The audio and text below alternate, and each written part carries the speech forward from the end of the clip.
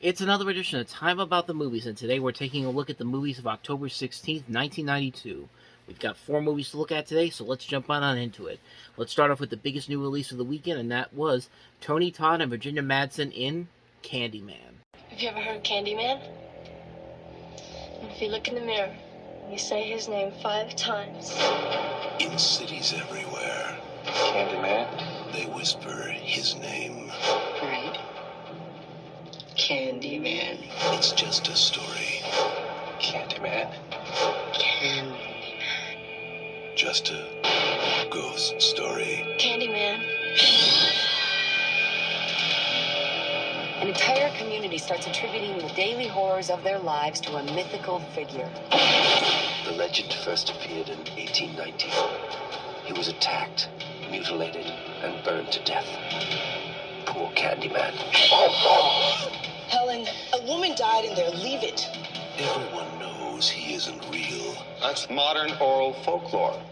Everyone. Except Helen Lyle. Bernadette. It ain't safe around here. I don't scare too easy. Wanna know about Ruthie Jean? They ain't never gonna catch him. Who? Candyman. Who is that? I came for you. Do I know you? Now she is about to discover Helen? Get out! Get out! what's behind the mystery. I'm sick. What's behind the legend. Listen, he's under the bed! And most terrifying of all, Come with me. what's behind the mirror. He's here.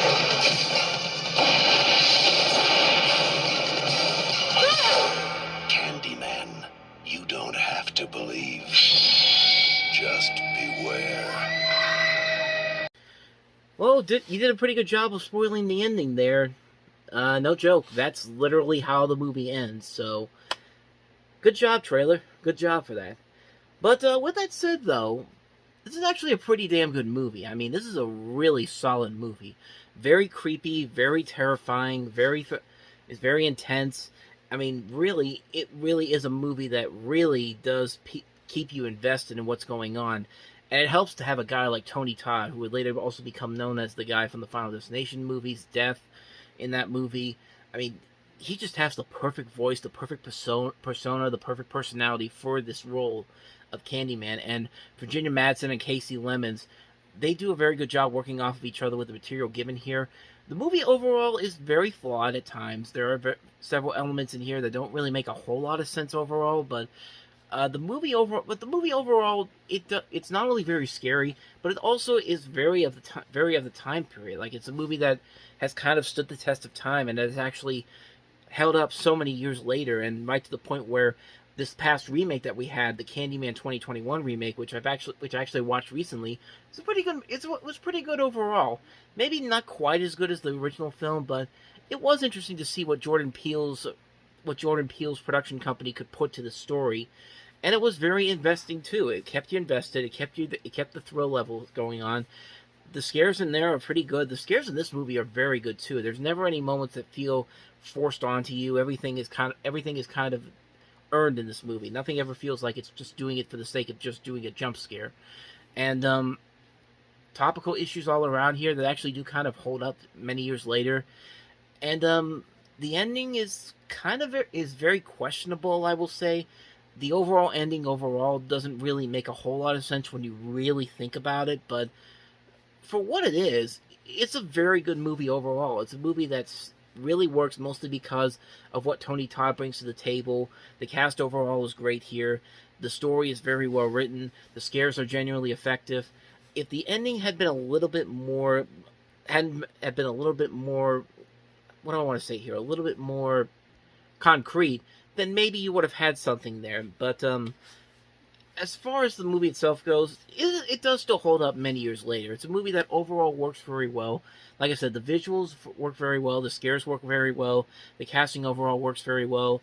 There are a lot of topical elements that do still hold up after all these years. It's still a pretty solid movie all around. It's a movie that I'd say, if you're looking for a good scare this Halloween, this movie is definitely going to do the trick for you. Candyman, can't go wrong with this movie at all. So, with that said, let's go ahead and move on to the next movie that we have here, and that is Kevin Kline and Kevin Spacey in Consenting Adults.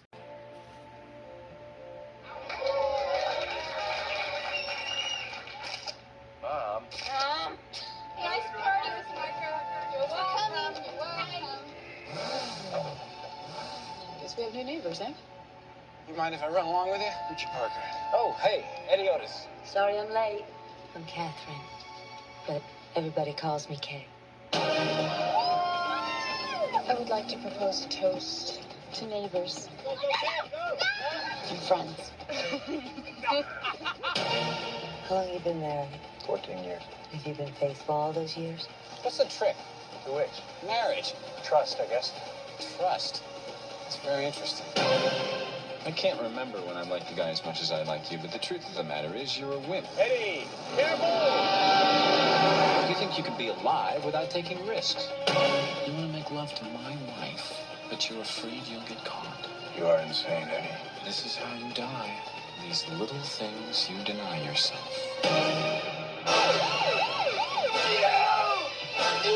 Samples taken from the victim's body prove you had sex with her, and the murder weapon has your prints on it. You have to help me understand this, Richard. Please, help me. I didn't kill her. I'm telling you, it's a lie. Evidence, dear boy. Evidence. No ways, Eddie. Come on, Richard. Where'd it come from? Come to Papa.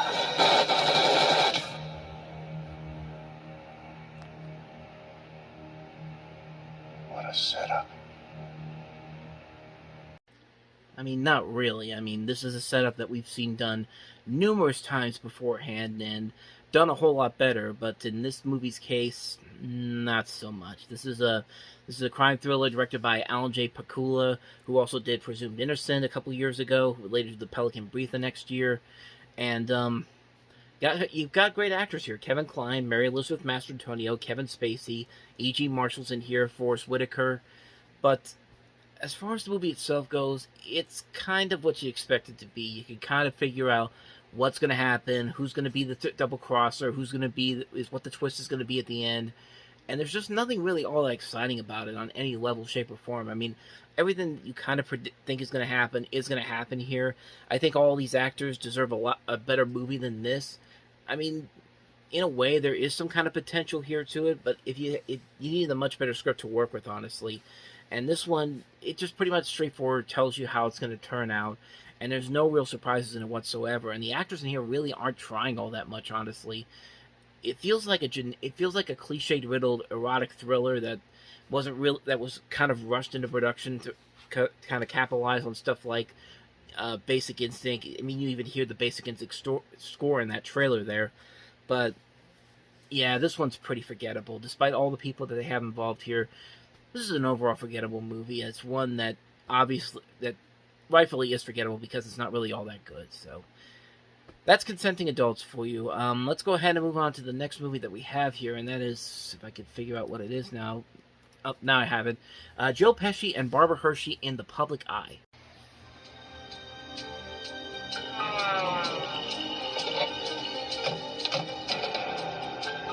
Everybody stand back, please.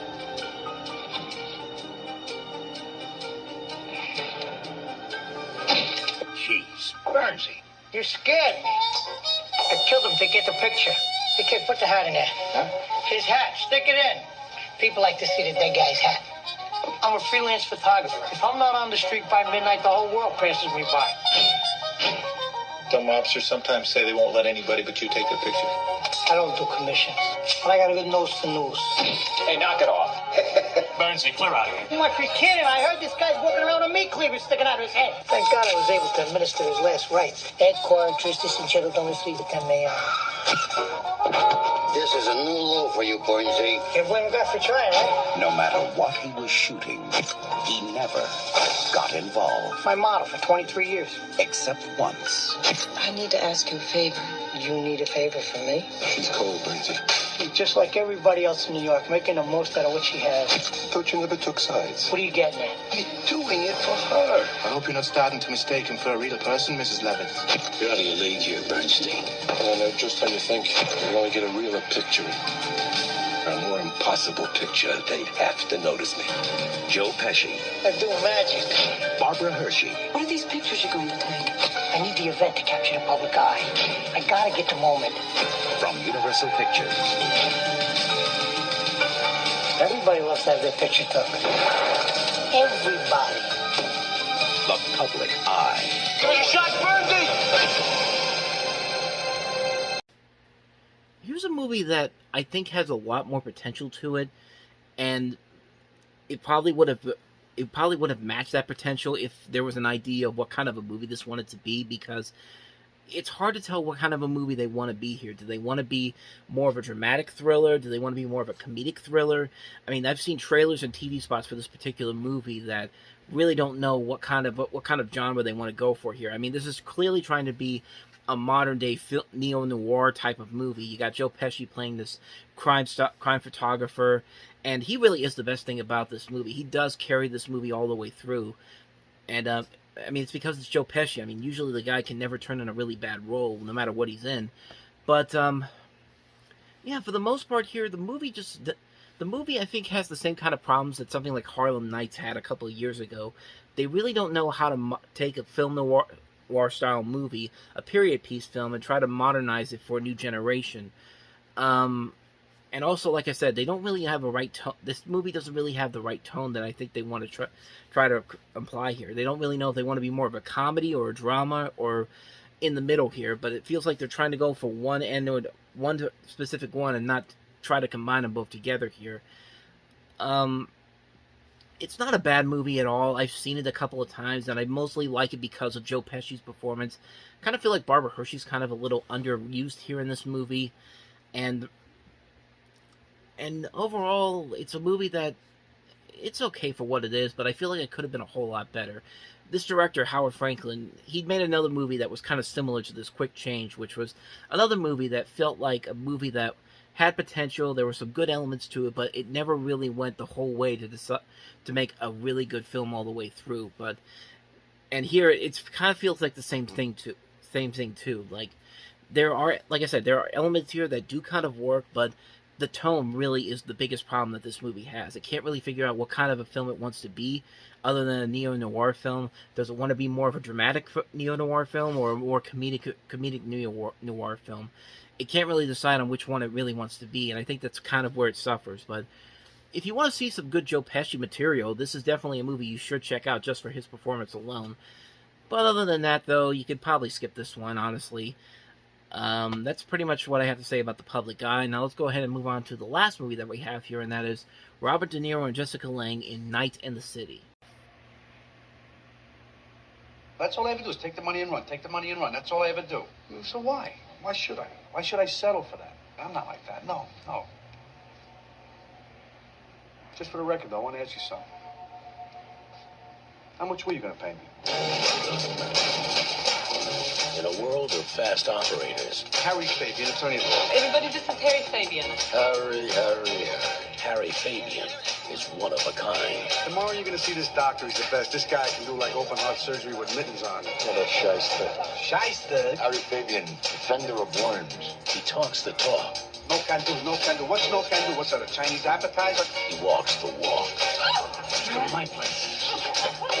And he dreams big dreams. 22, maybe 25 grand, all told. I could bring back the good old days. Local talent, local arena, bingo bango, it's the rage. Hello, 1938, it'll catch on like wildfire. So you're really gonna go through with this? You got rocks in your head. How much do you want, Harry? 9,000 on 7.5. 2 for 700. I can give you the money back 24 hours from now. You really thought it was an all-new $12,000? Well, you're going to get 25,000. What's that? This is money. This is for you. Me? Yeah. Why on earth would anyone who knows me willingly take me on as a partner? I mean, come on. This is it, right? This is it, man. Oh, yes, I'm the me tender. Ellen and Fabian. Where do you think you got the money? From the money store? What do you mean you're leaving me?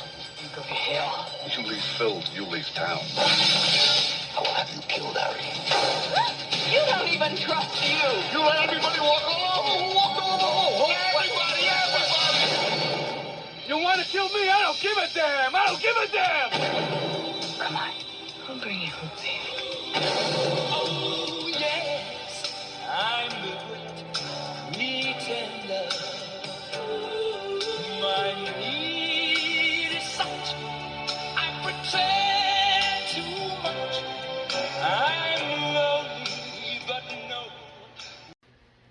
honestly, this kind of reminds me a lot of The Public Eye.